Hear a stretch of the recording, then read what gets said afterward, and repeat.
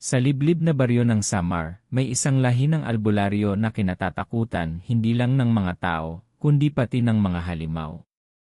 Ngunit sa lahing ito, isinilang si Miguel, isang binatang may dugong albularyo, ngunit may lihim na koneksyon sa mga aswang na matagal nang nagpapahirap sa kanilang bayan. Ano ang pipiliin niya, ang liwanag o ang dilim? At pagdating ng gabi, sino ang tunay na manghihigit sa kanya? Lahi ng albularyong kinatatakutan ay si probinsya ng Samar, isang kwento ng sumpa, dugo, at labang walang takas. Handa ka na bang marinig ang katotohanan? Sa isang liblib na baryo sa probinsya ng Samar, may isang pamilya na kilala hindi lamang sa kanilang kakayahan sa panggagamot kundi pati na rin sa mga kababalaghang bumabalot sa kanilang lahi.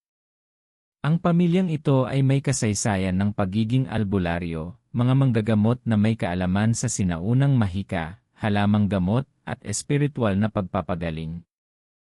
Ngunit sa likod ng kanilang mabuting layunin ay may lihim na itinago sa loob ng maraming siglo, isang sumpang bumabalot sa kanilang dugo. Si Lolo Simeon, ang pinakamatandang miyembro ng pamilya, ay isa sa mga pinakakilalang albularyo sa buong Samar.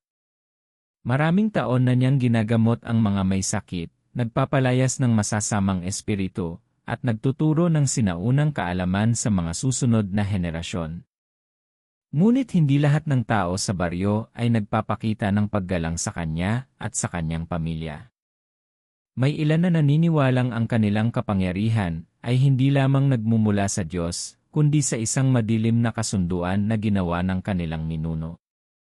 Ayon sa matatanda, ang unang albularyo sa kanilang pamilya ay si Don Julian, isang lalaking may kakayahang makipag-usap sa mga elemento ng kalikasan.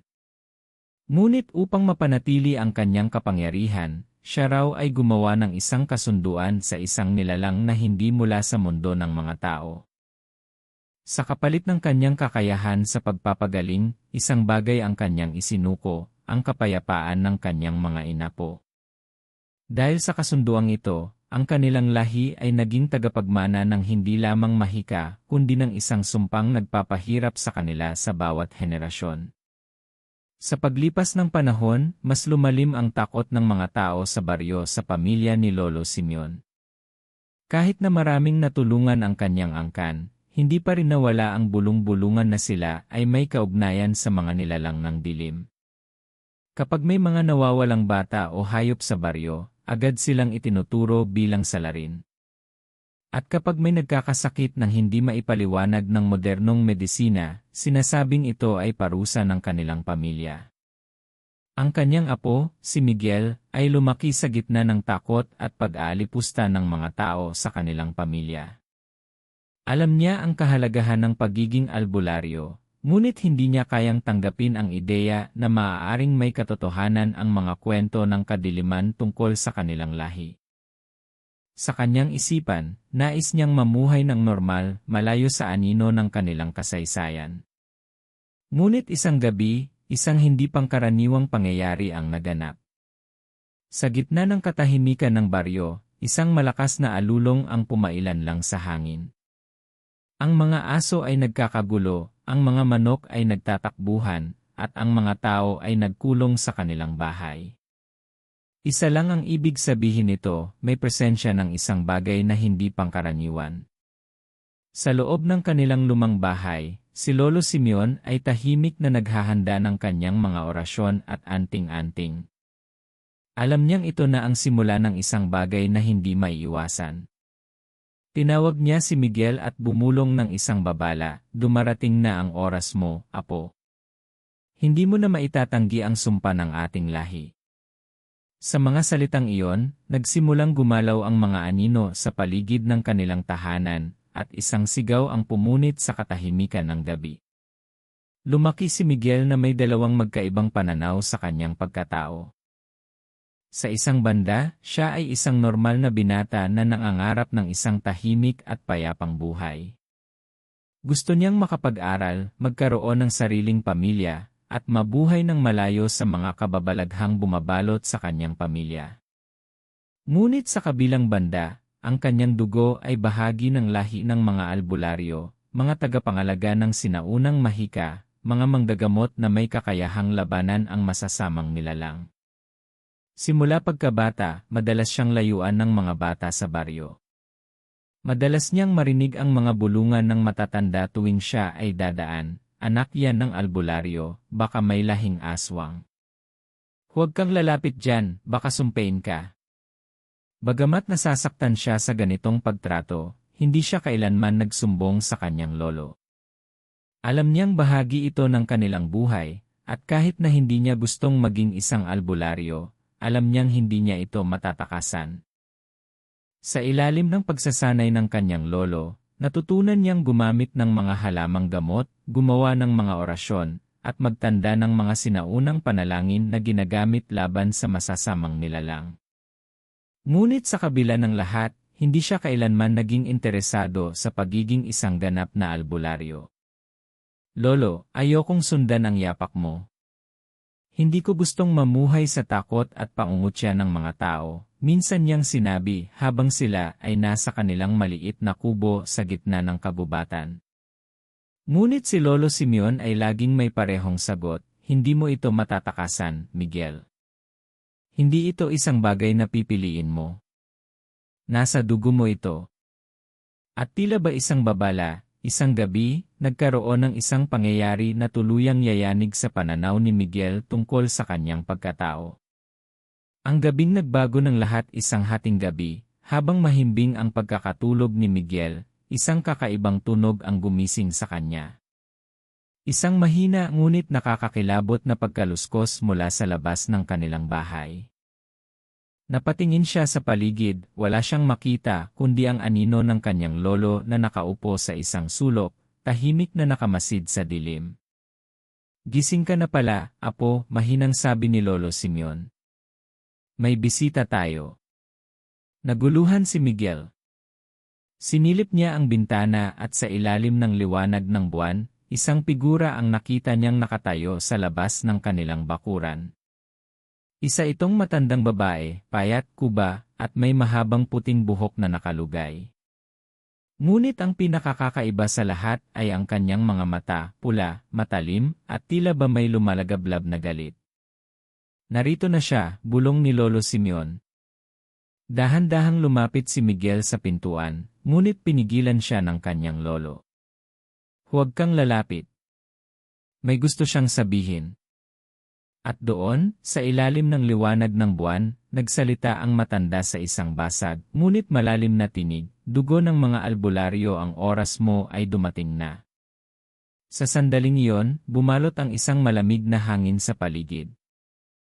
Napansin ni Miguel na tila ba nagbago ang paligid, ang katahimikan ng gabi ay napalitan ng isang nakakabinging alulong ng mga aso mula sa iba't ibang bahagi ng baryo. At sa isang iglap, biglang nawala ang matandang babae. Para itong usok na naglaho sa hangin. Si Miguel ay napalunok, hindi alam kung anong nangyari. "Lolo, ano yon?" Tumingin sa kanya si Lolo Simeon ng seryoso at malamig. "Oras na para malaman mo ang katotohanan, apo. Hindi ka basta isang albularyo, ikaw ang magiging tagapagmana ng ating lahi. Ngunit bago mo ito matanggap, kailangan mong harapin ang nilalang na bumabalik sa ating bayan." Hindi alam ni Miguel kung anong ibig sabihin ng kanyang lolo. Ngunit isang bagay ang sigurado, hindi na ito isang simpleng pamumuhay na maaari niyang takasan. Doon niya naisip, totoo ba ang sumpa ng kanilang lahi? Matapos ang kakaibang pangyayari noong gabing iyon, hindi na nawala sa isip ni Miguel ang matandang babae na lumitaw at nagbigay ng babala.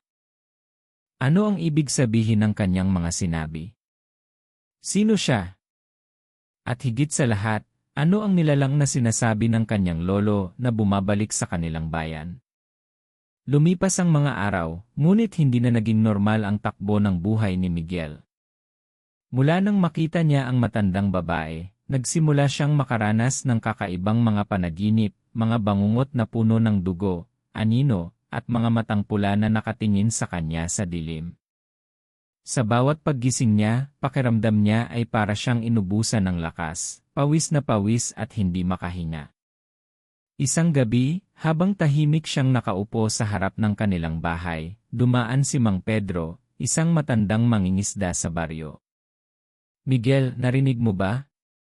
May nawala na namang bata sa kabilang baryo," bulalas ni Mang Pedro habang nanginginig sa takot. Pangatlo na ito sa loob ng isang linggo. Hindi na normal ito. Napakunot ang noo ni Miguel. Hindi niya pa naririnig ang balitang ito. Paano nangyari? May nakakita ba kung sino ang kumuha? Tanong niya. Wala. Pero sabi ng mga matatanda, nakita raw nilang may lumilipad sa itaas ng bundok bago nawala ang bata. Isang malaking anino na may malalaking pakpak.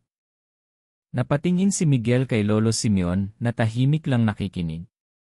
May kakaibang lungkot sa kanyang mukha, na tila ba inaasahan na niya ang pangyayaring ito.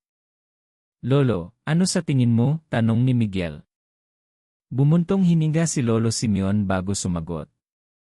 "Hindi ito basta pagkawala, Miguel. Bumalik na siya." "Sino? Sino ang bumalik?" Tumingin ang matanda sa kanya, seryoso at may halong pangamba ang kanyang boses. "Ang nilalang na matagal nang dapat nawala. Ang aswang na may utang sa ating dugo." Ang gabing nilamon ng kadiliman hindi mapakali si Miguel. Kahit anong gawin niya, hindi mawala sa isip niya ang sinabi ng kanyang lolo. Kung totoo nga ang hinala nito, nangangahulugan ba itong may koneksyon ang kanilang pamilya sa mga pagkawala ng bata? Hindi siya makatulog ng gabing iyon. Sa labas ng bahay, naririnig niya ang malalakas na alulong ng mga aso, na tila ba may kinatatakutan.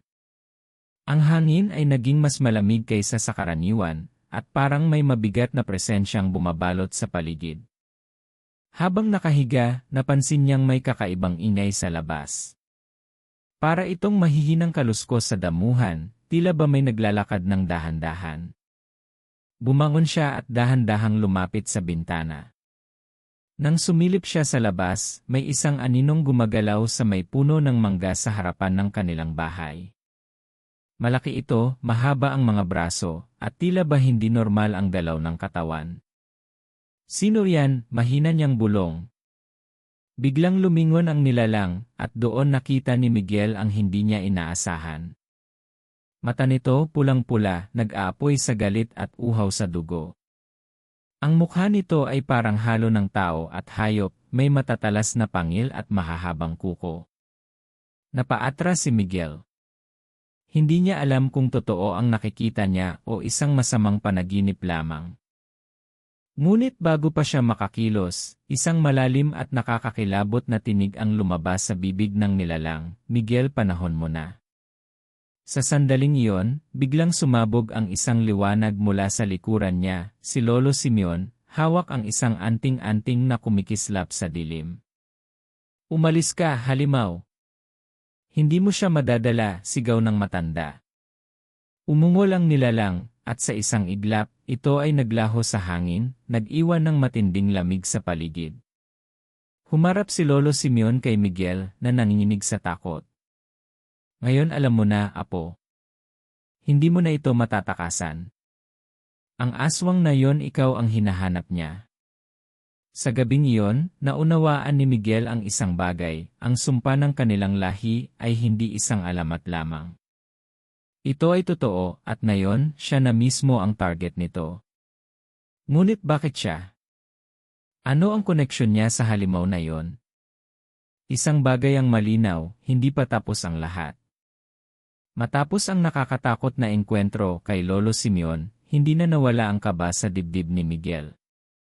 Alam niyang hindi na siya maaaring magpanggap na normal ang lahat, may isang nilalang na gusto siyang kunin, isang aswang na tila may matagal nang hinanakit sa kanilang pamilya. Sa sumunod na mga araw, mas dumalas ang mga kakaibang pangyayari sa baryo. May mga alagang hayop na nawawala sa di malamang dahilan, mga manok, kambing, at maging isang alagang aso ay natagpo ang wala ng laman ang loob, parang sinipsip ang dugo. Sa hating gabi, may naririnig ang mga tao na parang malalakas na yapak sa bubungan, kasabay ng malalalim na buntong hininga ng isang nilalang na hindi nila nakikita. Sa may ilog, may isang bata ang muntik ng mahila sa tubig ng isang hindi maipaliwanag na anino. Buti na lang at narinig siya ng kanyang mga magulang. Ang takot ay bumalot sa buong baryo. Ang mga matatanda ay nagsimulang magdasal ng mas madalas, nagsabit ng bawang sa pintuan, at naglagay ng asin sa kanilang bintana, mga sinaunang panlaban sa masasamang nilalang. Ngunit isang umagang mahamog, isang bagay ang tuluyang yumanig sa buong bayan. Ang pagdukot sa bata, maagang nagising si Miguel dahil sa malakas na ingay sa labas ng kanilang bahay. Nang sumilip siya sa bintana, nakita niya ang maraming tao na nagkakagulo sa gitna ng baryo. Lumabas siya at tinanong si Mang Pedro, na tila namumutla sa takot. Ano pong nangyari? Miguel, isang bata na naman ang nawala. Sa mismong bahay niya. Nanlaki ang mga mata ni Miguel. Ayon sa mga nakasaksi, ang bata, isang 5 taong gulang na lalaki, ay natutulog sa kanyang duyan sa loob ng bahay kasama ang kanyang ina. Ngunit nang magising ang kanyang ina sa madaling araw, wala na ito sa higaan. Nakabukas ang bintana, at may mahahabang kalmot sa sahig, parang may isang hayop na pilit pumasok sa loob. Nang makita ni Miguel ang mga bakas, tila bumigat ang kanyang dibdib. Kilala niya ang galawan na ito. Aswang. Walang nag-aksaya ng oras. Ang buong baryo ay nagtipon upang hanapin ang bata. May ilan na may dalang itak, may ilan na may dalang sulo, at ang iba naman ay nagdarasal ng tahimik, umaasang hindi pa huli ang lahat. Ngunit isang bagay ang napansin ni Miguel. Habang ang karamihan ay natatakot at desperado, si Lolo Simeon ay tahimik lang na nakamasid. Para bang alam na niya kung saan pupunta ang halimaw. Ang lihim ng gubat, Lolo, ano pong iniisip ninyo? Tanong ni Miguel. Sa loob ng maraming taon, Miguel, hindi ako nagkamali sa aking hinala. Alam ko na kung saan ito nagtatago, sagot ng matanda. Nagulat si Miguel. Kung ganon, bakit hindi niyo pa ito pinuntahan noon pa? Tumingin sa kanya si Lolo Simeon, may lungkot sa kanyang mga mata. Dahil hindi ikaw ang hinahanap niya noon. Pero ngayon bumalik siya para sayo. Nangingilabot si Miguel sa narinig.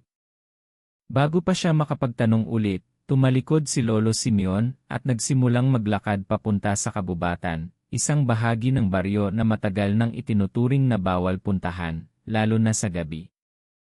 Ang pagsisimula ng paghahanap habang papasok sila sa gubat, pakiramdam ni Miguel ay mas lumalalim ang kanyang kaba. Sa bawat hakbang, lumalakas ang hangin, lumalalim ang dilim, at tila ba may kung anong bumubulong sa paligid. Matapos ang halos 1 oras na paglalakad, narating nila ang isang lumang kubo sa gitna ng kakahuyan. Dito, huminto si Lolo Simeon.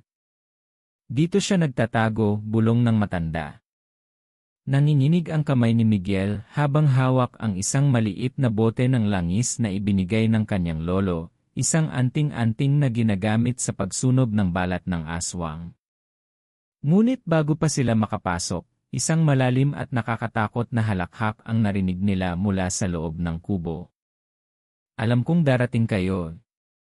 Biglang bumukas ang pinto, at isang aninong nilalang ang lumabas mula sa kadiliman. Si Miguel ay napaatras. Doon niya naunawaan, ang aswang na ito ay hindi lang basta halimaw. Ito ay isang bahagi ng kanyang pamilya. At sa sandaling iyon, nagbago ang lahat. Nang bumukas ang pinto ng lumang kubo, lumitaw ang isang matandang lalaki, payat, baluktot ang katawan, at may mahahabang kuko na waring kayang gutayin ang laman ng tao.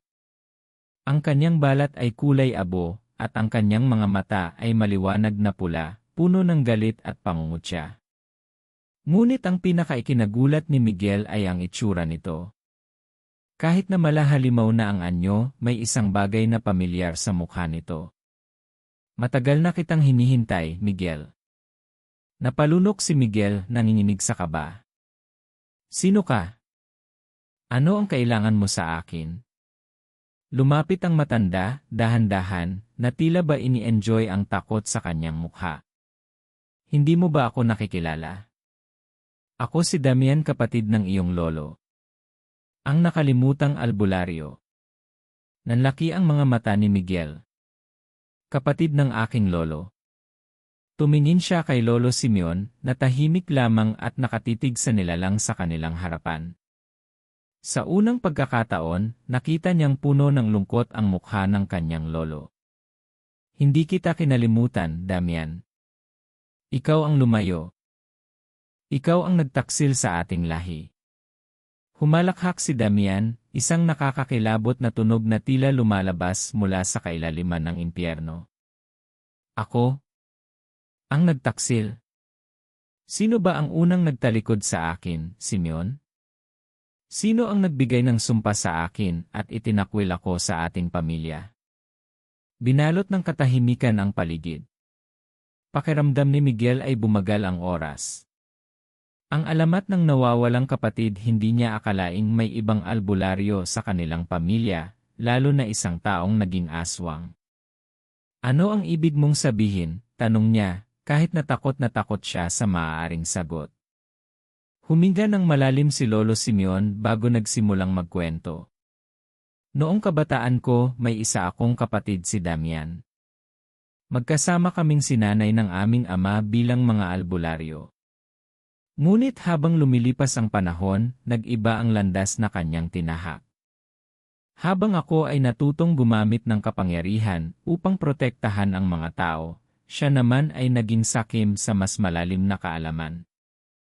Gusto niyang maging makapangyarihan, mas higit pa sa kahit sinong albularyo. At dahil sa kanyang labis na kagustuhang matutunan ang lahat ng lihim na mahika, bumaling siya sa isang ipinagbabawal na paraan, ang pakikipagkasundo sa mga halimaw. Nagulat si Miguel sa narinig. Nakipagkasundo siya sa mga aswang. Tumango si Lolo Simeon. At bilang kapalit ng kanyang kapangyarihan, isinuko niya ang kanyang sarili sa dilim. Hindi siya pinatay ng mga aswang, ginawa nila siyang isa sa kanila. Napailing si Miguel, hindi makapaniwala. Kaya pala siya bumalik ngayon para ipagpatuloy ang kanyang misyon. Ngumiti si Damian, isang nakakatakot na ngiti na naglalantad ng kanyang matutulis na pangil. Matalino ka nga, bata. Hindi mo pa rin ba naiintindihan? Hindi ako bumalik para lang maghiganti. Bumalik ako dahil ikaw ang susunod. Ang sumpa ng dugong albularyo, ano ang ibig mong sabihin? Tanong ni Miguel, pilit na pinapanatili ang kanyang tapang. Ang dugong dumadaloy sa iyo, Miguel, ay hindi ordinaryong dugo. Ito ay dugo ng isang albularyo at isang halimaw. Ako ang bahagi ng iyong pamilya na tinanggal, ngunit hindi mo ako maitatakwil ng basta-basta.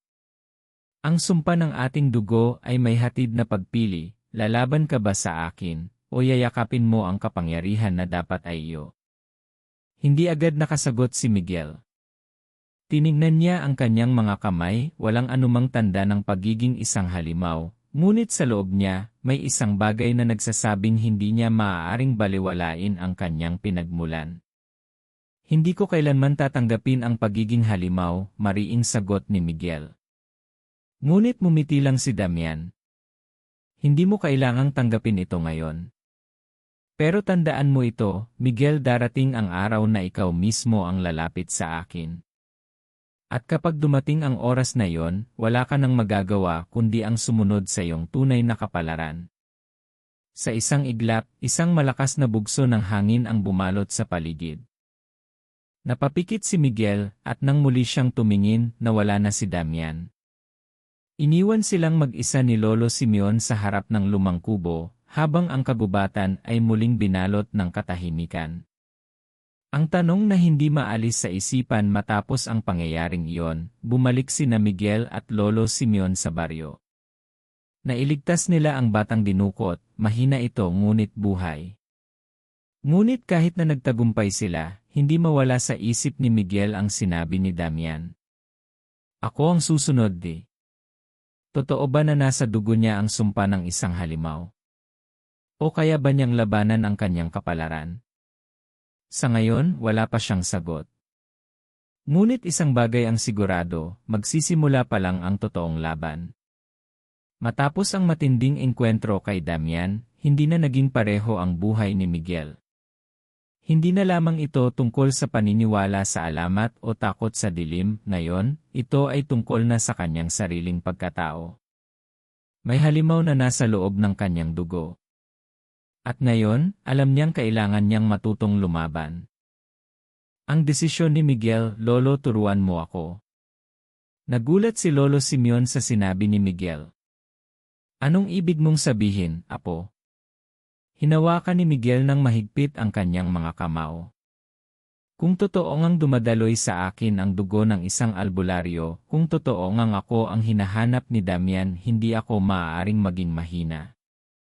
Hindi ako maaaring maghintay na dumating ang araw na wala akong laban. Kailangan kong matuto. Kailangan kong lumaban." Tiningnan siya ni Lolo Simeon, waring sinusuri kung seryoso siya sa kanyang desisyon.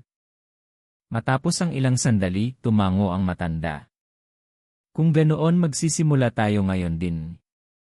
Ang unang hakbang dinala ni Lolo Simeon si Miguel sa isang lihim na bahagi ng kagubatan, isang lugar na tila protektado ng mahika. Tahimik ito, puno ng lumang puno at sinaunang mga ukit sa bato. "Dito itinuro sa akin ng aking ama ang lahat ng dapat malaman ng isang albularyo," sabi ni Lolo Simeon habang inilabas ang isang maliit na kahoy na kahon. Binuksan niya ito, at doon ay may isang maliit na bote ng langis, ilang piraso ng halamang gamot, at isang matandang libro na puno ng kakaibang sulat. Ito ang mga gamit ng isang albularyo. Ang langis na ito ay may kakayahang sunugin ang balat ng isang aswang. Ang mga halamang gamot na ito ay panlaban sa sumpa at mahika. "Naiintindihan ko, Lolo." Ang pagsubok ng apoy, ang unang pagsasanay ni Miguel, ay ang paghawak sa apoy ng katotohanan, isang ritual kung saan susubukan ng isang albularyo kung malinis pa ang kanyang dugo o may bahid na ng sumpa ng halimaw. Ipinatong ni Lolo Simeon ang isang maliit na apoy sa gitna ng isang bilog na guhit sa lupa. "Ilapit mo ang kamay mo rito, Miguel," utos ni Lolo Simeon. "Kung hindi ka nasusunog, nangangahulugan ito na dalisay pa ang iyong dugo." Dahan-dahang inilapit ni Miguel ang kanyang kamay. Sa una, wala siyang naramdaman. Ngunit nang halos madikit na ang kanyang balat sa apoy, biglang may tumusok na matinding init sa kanyang katawan. Para bang may isang bagay sa loob niya na tumututol sa ritual. Napaatras siya. "Lolo, nasaktan ako." Nakita niyang tila nagbago ang ekspresyon ni Lolo Simeon. "Miguel, ang dugo mo eh." Napatingin si Miguel sa kanyang kamay, at laking gulat niya nang makitang may bahagyang itim na marka sa kanyang palad. Hindi ito nasunog, pero parang may anino na gumagapang buong buhay niya, inakala niyang isa siyang ordinaryong tao. Pero ngayon, alam niyang may dugo siyang maaaring humila sa kanya sa dilim. "Ano ang dapat kong gawin, Lolo?" "Dapat mong matutunang kontrolin ang sarili mo. Matutong labanan ang tawag ng dilim. At higit sa lahat, dapat mong piliin kung sino ka talaga." Nagpasya si Miguel. "Kahit kailan, hindi ako magiging halimaw." Tumango si Lolo Simeon. "Kung ganoon, simulan na natin ang iyong tunay na pagsasanay." At mula sa araw na iyon, sinimulan ni Miguel ang pinakamahirap na pagsubok sa kanyang buhay, ang pag-aaral kung paano maging isang albularyo, habang kasabay na nilalabanan ang sumpa sa kanyang sariling dugo. Mula sa araw na iyon, sumailalim si Miguel sa masusing pagsasanay sa ilalim ng gabay ni Lolo Simeon. Hindi lang ito tungkol sa paggamit ng mahika o paglaban sa mga halimaw, kundi sa pag-unawa sa kanyang tunay na pagkatao. Alam niyang nasa loob niya ang kadiliman, ngunit alam din niyang may kakayahan siyang labanan ito. Ang pagsasanay sa lakas ng isip, Miguel, hindi lamang lakas ng katawan ang kailangan mo. Kailangan mo ring palakasin ang iyong isipan. Sa unang bahagi ng kanyang pagsasanay, itinuro ni Lolo Simeon kay Miguel kung paano labanan ang takot, dahil ayon sa kanya, ang tunay na lakas ng isang albularyo ay hindi nagmumula sa kanyang sandata kundi sa kanyang tapang. Isa sa mga pinakamatinding pagsubok ay ang pagpapasok sa kanya sa isang madilim na kuweba sa loob ng kabubatan. Dito, matututo kang makinig, makaramdam, at harapin ang sarili mong mga takot, sabi ni Lolo Simeon. Sa loob ng kuweba, narinig ni Miguel ang boses ni Damian. Miguel, tinatanggap mo na ba ang iyong kapalaran? Hindi niya alam kung totoo ito o isang ilusyon lamang. Ngunit kahit anong pilit niyang isara ang kanyang isip, naririnig pa rin niya ang boses nito. Tama na, sigaw niya. Ngunit sumagot ang tinig sa loob ng kanyang isip. Hindi mo maaaring takasan ang iyong dugo. Matapos ang ilang oras sa loob ng kuweba, lumabas si Miguel na may mas matatag na kalooban. Hindi niya hinayaang lamunin siya ng takot. Alam niyang isang bahagi ng kanyang sarili ang gustong yumakap sa dilim, ngunit hindi siya sumuko. Mabuti, sabi ni Lolo Simeon nang makita siyang muling lumabas. Nakita mo na ang kadiliman pero pinili mong lumaban. Iyan ang unang hakbang sa pagiging isang tunay na albularyo. Ang pagsasanay sa sandata, hindi lang mental na lakas ang kailangan ni Miguel, kailangan din niyang matutong lumaban gamit ang katawan. Sinimulan niyang pag-aralan ang paggamit ng anting-anting, langis na panlaban sa aswang, at ang pinakamahalaga, ang itak ng albularyo. Ang itak na ito ay hindi ordinaryong sandata. May ukit ito ng sinaunang dasal, at kaya nitong putulin hindi lamang ang katawan ng isang halimaw kundi pati ang sumpang bumabalot sa kanila. Ngunit hindi madaling gamitin ang itak na ito. Kailangan ng disiplina, bilis, at tamang intensyon sa bawat galaw. Araw-araw, nagsanay si Miguel ng walang humpay. Hinasan niya ang kanyang bilis sa pamamagitan ng pagputol ng mga lumilipad na dahon. Hinasan niya ang kanyang lakas sa pamamagitan ng pagpalo sa matitigas na puno. Hinasan niya ang kanyang determinasyon sa pamamagitan ng pagsasanay hanggang sa mapuno ng paltos ang kanyang mga kamay. Sa bawat araw na lumilipas, lumalakas si Miguel. Ang huling pagsubok, handa ka na ba? Tanong ni Lolo Simeon isang gabi. Handa saan? Sagot ni Miguel. Sa tunay na laban. Dinala siya ni Lolo Simeon sa isang lugar na hindi niya pa napupuntahan, isang liblib na bahagi ng kabubatan kung saan, ayon sa kanyang lolo, may isang aswang na matagal nang naninirahan. Hindi mo maaaring matawag na isang ganap na albularyo hanggat hindi mo pa nasusubukan ang iyong kakayahan sa tunay na panganib, paliwanag ni Lolo Simeon. Kinabahan si Miguel. Hindi niya akalaing darating agad ang araw na ito. Ngunit alam niyang wala nang atrasan. Ang tunay na labanan sa gitna ng dilim, naramdaman ni Miguel ang malamig na simoy ng hangin. At doon, mula sa itaas ng mga puno, lumitaw ang isang nilalang na hindi niya pa nakikita sa buong buhay niya. Isang manananggal. Malalalim ang mata nito, mahaba ang kuko, at may pakpak na animoy paniki. Ang kalahati ng katawan nito ay lumulutang sa ere, at bumubulong ito ng kakaibang tunog na tila galing sa impyerno. Bagong dugo. Bulong ng manananggal na kangiti. Sariwa ni. Mabilis itong sumugod. Nang makita ni Miguel ang bilis ng halimaw, muntik na siyang umatras sa takot, pero pinigilan niya ang kanyang sarili. Ito ang dahilan kung bakit siya nagsanay. Ginamit niya ang kanyang bilis upang umiwas, at sa isang iglap, hinugot niya ang kanyang itak. Diyos ko, bigyan mo ako ng lakas, bulong niya habang inalala ang lahat ng itinuro sa kanya. Sa pagdating ng halimaw, isang malakas na hampas ang pinakawalan niya. At sa unang pagkakataon, narinig ni Miguel ang isang aswang na sumigaw sa sakit. Ang sugat na iniwan ng kanyang itak ay nagliyab, at ang manananggal ay napilitang umatras. Impossible. Sabi nito, nakatingin kay Miguel na may galit. Hindi imposible, sagot ni Miguel hinihingal. Dahil hindi mo ako matatalo. At sa isang huling atake, itinapat ni Miguel ang langis ng albularyo sa kanyang itak, at sa isang mabilis na galaw, pinutol niya ang ulo ng halimaw. Nagliyab ang katawan ng manananggal, at sa loob ng ilang segundo, wala na itong iniwang bakas. Huminga ng malalim si Miguel. Tapos na ang laban. Ang pagkilala ng baryo nang bumalik si Miguel sa baryo, dala niya ang balita ng kanyang unang tagumpay.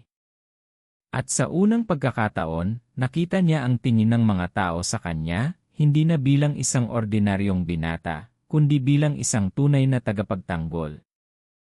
Ikaw na ang bagong albularyo, sabi ni Lolo Simeon, may halong pagmamalaki sa boses. Ngunit kahit na alam ni Miguel na nagtagumpay siya sa labanang iyon, alam niyang hindi pa iyon ang katapusan ng lahat. Dahil sa dilim, may isang nilalang na naghihintay pa rin sa kanya. Si Damian. At alam niyang balang araw, ang tunay niyang pagsubok ay darating. Matapos ang kanyang tagumpay laban sa manananggal, naging kilala si Miguel bilang bagong albularyo ng kanilang baryo. Ngunit sa kabila ng kanyang tagumpay, alam niyang may mas malaking panganib na naghihintay, si Damian. Si Damian ang pinuno ng mga nilalang sa dilim. Siya ang aswang na hindi lamang malakas kundi matalino, at alam niyang darating ang araw na kakailanganin niyang harapin ito. At ang araw na iyon ay dumating ng mas mabilis kaysa sa inaasahan niya. Ang panaginip na babala isang gabi, nagising si Miguel mula sa isang nakakatakot na panaginip.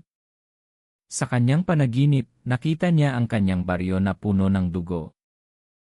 Ang mga kababayan niya ay nagkalat sa lupa, walang buhay, at sa gitna ng lahat ng ito ay nakatayo si Damian, nakangiti, hawak ang isang duguang itak. Dumating na ang araw, Miguel, sabi ng tinig sa kanyang isip. Oras na para piliin mo kung kanino ka talaga kabilang. Nagising siyang pawis na pawis, at alam niyang hindi ito isang ordinaryong panaginip. Isa itong babala. Agad niyang tinungo si Lolo Simeon. Lolo, parating na si Damian. Tumango ang matanda. Alam ko. Matagal na natin siyang hinihintay. Ang paghahanda ng baryo, hindi nila hinayaang dumating ang panganib ng hindi handa. Sa pangunguna ni Miguel, naghanda ang buong baryo. Naglagay sila ng mga anting-anting sa kanilang mga bahay, nagpakalat ng langis na panlaban sa aswang, at inihanda ang kanilang mga armas. Ngunit sa kabila ng kanilang paghahanda, alam ni Miguel na hindi ito magiging sapat. Si Damian ay hindi ordinaryong aswang. May dugo siya ng isang dating albularyo, at dahil dito, mas malakas siya kaysa sa kahit sinong nakaharap ni Miguel noon. Apo, sabi ni Lolo Simeon, ang laban na ito ay hindi lamang tungkol sa lakas. Kailangan mong gamitin ang lahat ng itinuro ko sa iyo, at higit sa lahat, kailangan mong kontrolin ang dugo mo. Tumango si Miguel. Gagawin ko ang lahat, Lolo. Ang pagdating ng kadiliman hindi nagtagal, dumating ang gabing pinakakinatatakutan ng lahat. Tahimik ang buong baryo. Walang kahit anong ingay maliban sa malamig na hangin na humahampas sa mga puno. At pagkatapos, biglang may sumigaw. Nandito na sila!